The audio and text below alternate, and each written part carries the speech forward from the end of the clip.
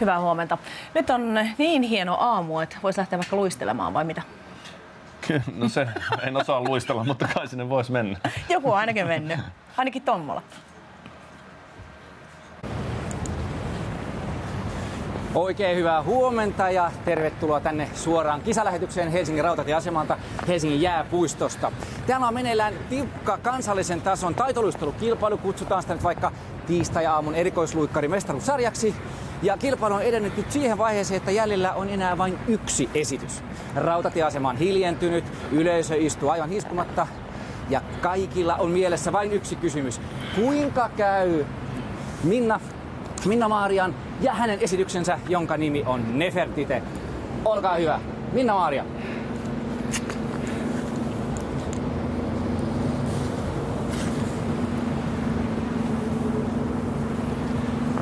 Ja tässä vaiheessa taustamusiikkina pitäisi kuulua Nightwishin kappale Walking in the Air, mutta koska meillä nyt ei ole musiikkilaitteita mukana, niin kameramies Markku hyräilee teille sen tässä. Walking in the air, I'm floating in the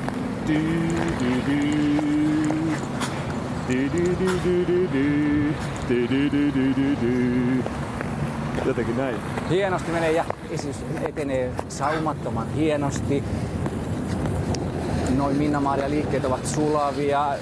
Jonkun verran semmoinen aamun jäykkyys, ehkä aamu 8 ei ole paras aika luistella.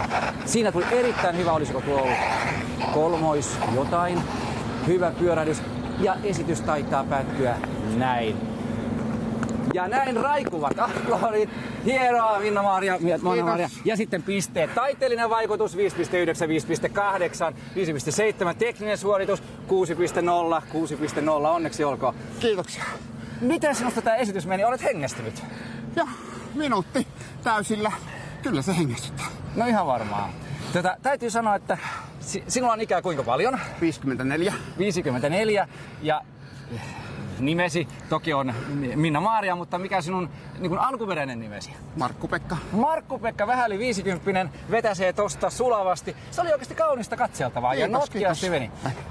Ja sitten puku vielä kruunas kaikki. Ja nyt sitten vielä tietysti katsojen tiedoksi, että vaikka me tästä kevyesti pellellään, niin sinä oikeasti, Minna-Maria, sinä kilpailet kilpailusta ja olet lähdössä muun muassa Saksaan kilpailemaan. Kyllä. Mikä sarja on se taitoluistelusarja, missä sinä kilpailet?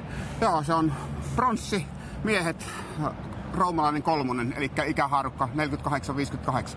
Ja paljonko siellä on kilpailijoita siinä sarjassa, mihin sä olet kohta lähdössä kilpailemaan Saksaan? Siinä sarjassa on 50 varmaan, mutta kaikkiaanhan siellä Saksassa on 500 kilpailijaa. Se on aika vielä. Miten sinä sijoittaudut sinne? Mitä luulet? No, 3 vuoden taustalla niin ei voi vielä kultamitalleita odotella. Eli pikkupojasta saakka sä oot halunnut harrastaa taitoluistelua, mutta nyt vasta 3 vuoden ajan sä oot oikeasti tehnyt sitä. Joo, kyllä. Juuri näin. Voisin kuvitella, että se on pikkasen vaikeaa. Prosente, nyt hei, hittoa, kun me seistään paikalla, liikutaan, pysytään lämpimänä. Kyllä Markku seuraa, Markku on myös notkea meitä huomattavasti nuorempi. Mutta eli kerro, sä oot 3 vuotta oikeasti harjoitellut ja ihan siis tuntitolkulla välillä. Niin kuin eilen kerroit, 6 tuntia jäällä treenaamassa. Kyllä. Joo, 4-5 kertaa viikossa jäällä ja muita harjoituksia päälle. Eli tän täytyy nyt olla siis intohimo juttu. Aivan juuri näin, olet oikeassa. Ja sinä olet tuolta Itä-Suomesta, Lappeenrannasta. Ei kun Parikkalasta. Parikkalasta korjataan, mutta eikö aika lähellä sinä? 100 kilometriä. Okei, niin vaatii rohkeutta päättää, että nyt minä miehenä vitsi vedän nämä hienot kultalameen ja mitä nämä strössit päälle. Ja rupean tekemään sitä, mikä minusta oikeasti tuntuu oikealta. Joo, mutta kun meillä on vaan tämä yksi elämä. Tykkään tuosta teistä, täytyy myöntää. No, ootko sä kohdannut paljon sellaista, että mitä hittoa? No oikeastaan näissä luistelupiireissä en. Joo. Sillä lailla, että koko ajan on otettu vastaan hirveän hyvin niin Suomessa kuin ulkomaillakin. Kato, se on hienoa. Ei minkäännäköisiä ongelmia. Ja se on varmaan tietysti ehkä osittain myös se, että kun sieltä niin kuin Karjalan puolesta tuutte, niin siellä on ihmiset aika rempseitä ja sallitaan paljon erilaisia asioita. Joo, no siellä on ollut näitä erilaisia laukkurissia niin todella niin vuosien saatossa ja edelleen tietyllä tavalla on. Sähän meitä tuossa, sä puolen tunnin kuluttua meillä siellä studiossa akateemisessa ja kerrot vähän syvällisemmin. Eli nyt loppujen lopuksi me voitais tässä voisit nyt näyttää muutamia semmoisia liikkeitä, mitä mä voisin myös harjoitella. Tosi mulla on hokkarit ja sulla kaunoluistelut. Joo, kokeillaan tuota loppuliikettä, mikä mulla äsken tuossa oli, eli se lähtee jalat ristissä. Jalat ristissä. Joo, Ja noin, ota toi. sitten Ja sitten näin. Niin menee näin, ympäri. juuri näin. Aika hyvin. Mutta kyllä mun täytyy sanoa, että onneksi olkoon ja tuosta sitkeydestä, plus että sattu kehon taipumaan. Me ollaan suunnilleen samanikäisiä, niin se on hyvin. Lähdetään menemään No niin, ja okei. jotain hyviä semmosia Selvä. lisäliikkeitä. Tää oli musta erityisen jotenkin mikä tää on nimeltään? Vaaka. Vaaka on ihan mun lemppareita. Se Joo. jalka nousee, jotenkin pysyy vielä pystyssäkin. Aivan, kyllä. Oikein hyvä. Ja tämähän on loistavaa liikuntaa vielä kaiken lisäksi. Nimenomaan. Kyllä. Ja nyt mennään vielä täältä ympäri. Markku lähti menemään tonne no niin. ihan omille teilleen. Ei ollut yleisöä nyt täällä sun esityksellä, paitsi tietysti meidän 100 000 ihmiset siellä kotiyleisössä. Joo, tervetuloa jäälle vaan. Mutta onko sulla niinku Suomessa, ketä muita sulla on sun sarjassa kilpailemassa? No meitä on itse asiassa 50 miespuolista löytyy Suomesta. Se on aika paljon loppujen lopuksi. No en mä tiedä. Naisia on kumminkin kymmeniä ja ehkä 100 parisataa. Joo. No miltä tuntui sitten, kun sä päätit, että nyt hitto mä rupean tekemään sitä, mikä minua huvittaa? No se tuntui äärimmäisen luonnolliselta. Siis se oli vaan semmonen, että sitten kun alkoi päästä niinku jyvälle, että mistä tässä lajissa on kyse, Joo. niin siitähän se lähti. No pelasitko koskaan jääkiekkoa? Ei. Ei. Että taitoluistelu on se, missä sä... Ja mihin sä tähtäät? Sähän tässä nyt vois lopuksi kysyä vielä. Kyllä se ykköspalli Oberstdorfista on se tavoite. Ja se oli milloin se kisa oli nyt? No se on nyt toukokuussa, mutta ei se tänä keväänä ole vielä se ykköspallitavoite. Tähdetään tänä keväänä. 2019 ja nyt ehkä. Lisää tehoa. Hyvä. Ja näin me poistutaan auringonlaskuun Minna-Marian kanssa. Ja nyt se vaaka vielä, se oli musta erityisen hieno. Sä saat se jotenkin paljon sulavammin ja sun jalka on suorempana. Tää on jotenkin... Ei oo helppoa. Se oli Riku Rantala aikaisemmalta aamulta, mutta nyt studiossa on Minna-Maria Laks. Tervetuloa, hyvää huomenta.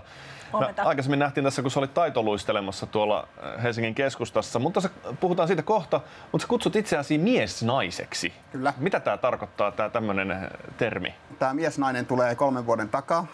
Meillä oli ensimmäiset harjoitukset kevätnäytökseen Iisalmessa taitoluistelukuvioissa.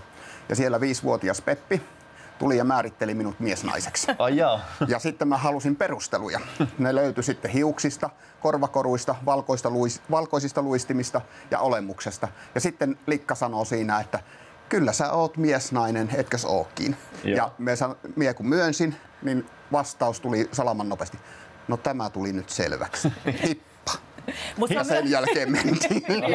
Mutta se on myös sellainen, että se on sulle jotenkin, se tuntuu hyvältä olla miesnainen. Joo, se oli niinku se termi se oli osuva. Joo. Se ei ole mikään vieraskielinen termi, se on suomenkielinen ja se kuvaa täysin minun olemuksen. Jos sä oot Iisalmesta, sanoitko Iisalmesta äsken? Iisalmessa on minun kotiseura, Parikkalasta kotoisin. Mutta ne on tämmöisiä pikkupaikkakuntia. Kyllä. Miten siellä niin suhtaudutaan, kun sä oot kuitenkin vähän poikkeava siitä varmaan valtavirrasta siellä, niin miten ne suhtautuu?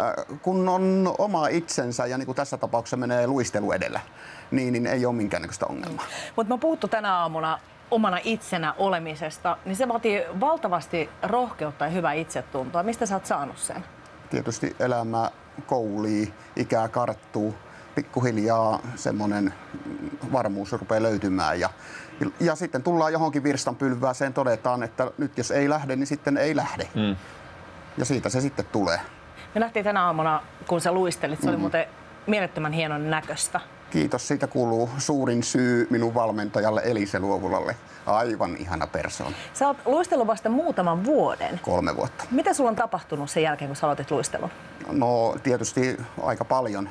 Kropassa on tapahtunut runsaasti, eli painoa on lähtenyt pois ja jäntevyyttä on tullut lisää. Ja sitten tietysti semmoista määrätietoista asennetta niin kuin koko luistelun suhteen. Ja siinä vaiheessa, kun ruvettiin kilpailemaan, niin totta kai sitten mennään pikkuhiljaa niin kuin eteenpäin ja niin kuin tavallaan semmoinen oman itsensä haastaminenhan siellä on niin kuin se iso juttu. Lähdit sä nollasta liikkeelle? Osasit sä ollenkaan luistella? No sillä lailla, että just pysyn pystyssä. Joo. Mieti 3 vuodessa, mitä me nähtiin tänä aamuna. Siis aivan mieletön kehitys. Niin, näin voi käydä. Aika moni muukin on. Helppo laji. Niin, tervetuloa. Mikä taitoluistelussa kiehtoo? Se on kokonaisvaltaisin urheilulaji, minkä mä tiedän. Eli sieltä tarvitaan voimaa, tekniikkaa, tasapainoa, luovuutta. draamaa, näyttelemistä, kaikkea mahdollista. Ja tietysti sitten niin kuin henkilökohtaisella tasolla se on ollut minun haave sieltä kouluajoilta lähtien. Mä olin niin kateellinen niille tytöille, jotka sai luistella valkoisilla luistimilla ja mä jouduin pitämään sitä sitten siellä pinnan alla niin kuin melkein ikuisuuden. Mutta maailman hienointa, että sä sait tehdä sen nyt aikuisena. Totta kai, joo. Juuri näin. Toivottavasti tulee vielä joskus tanssia luistimilla tähtien kanssa, niin sä voit mennä siihen sitten esiintymään. Tää on ihan tarpeeksi paha. Hyvä Minna-Maaria, kiitos täällä vierailemisesta. Joo, kiitos teille. Kiitos. Ja tsemppiä luisteluuralle. Aamun viimeiset uutiset. Tulossa ihan justiinsa.